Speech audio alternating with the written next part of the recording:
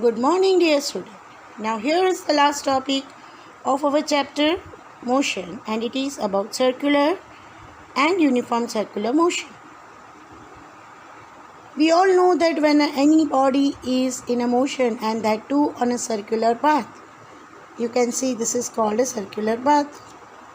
Then that motion is called circular motion.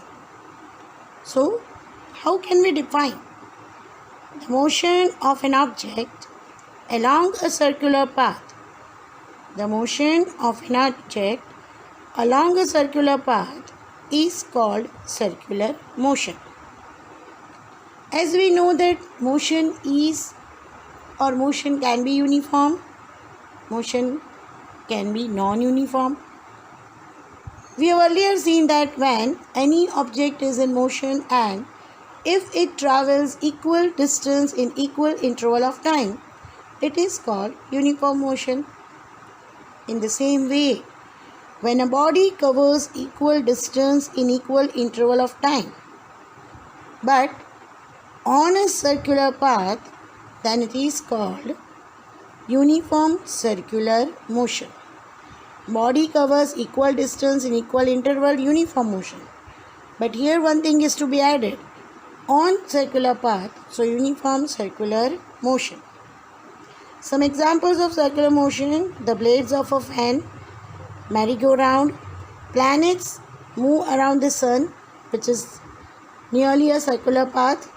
The moon moves around the earth. The stone, when tied to a strong string and when rotated, it gives rise to circular motion of the stone.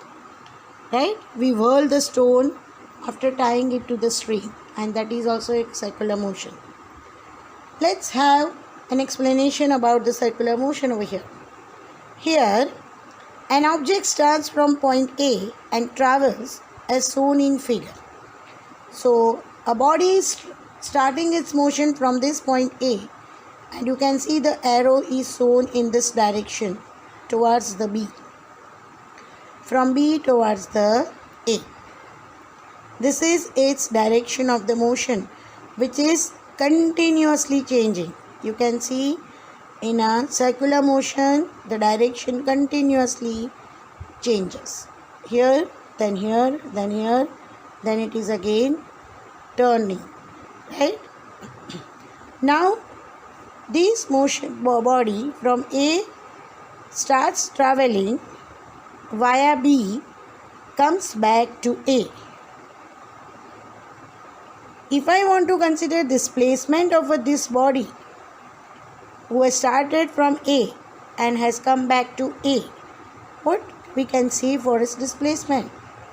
Starting point, the body was on A, at the end also body is on the A. That means there is no change in its position.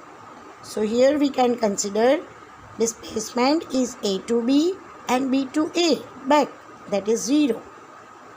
But now if I want to consider the distance, then you see what is the distance from A to a circular path.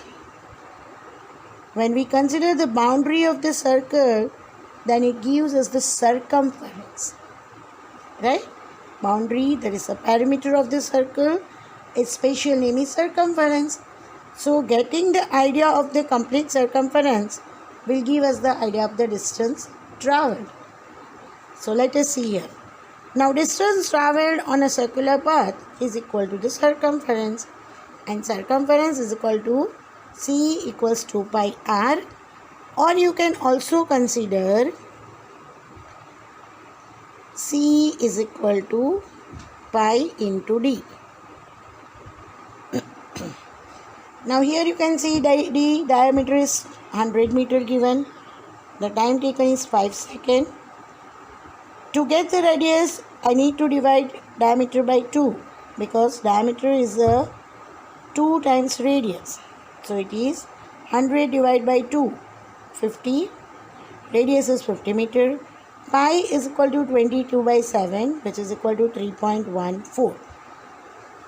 So distance travelled on a circular path in a given time is speed.